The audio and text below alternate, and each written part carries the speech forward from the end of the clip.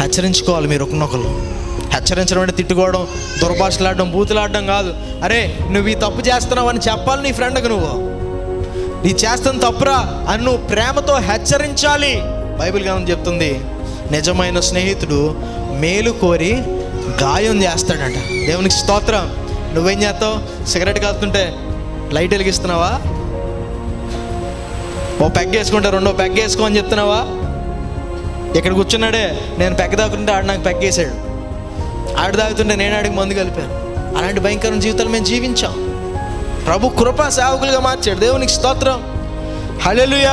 హెచ్చరించుకునే పరిస్థితుల్లో లేవు, కానీ ప్రభు మమ్మల్ని హెచ్చరించాడు. అయితే మీకు కృప దొరికింది హెచ్చరించుకోవడానికి. ఈరోజు వాక్యం మీకు దొరుకుతుంది. ఒకరినొకడు తప్పులను చెప్పుకొని హెచ్చరించుకొని, తప్పురా, దేవుని నీతికి ఇది అవమానకరం రా, దేవుని వాక్యానికి విరుద్ధం రా, మారండి, ఇది తప్పమ్మాయి, వాడితో మాట్లాడి ఇలా వెళ్ళకూడదు, సినిమాలకు వెళ్ళకూడదు, ఇలా రెడీ అవ్వకూడదు, తప్పు అని హెచ్చరించుకోండి.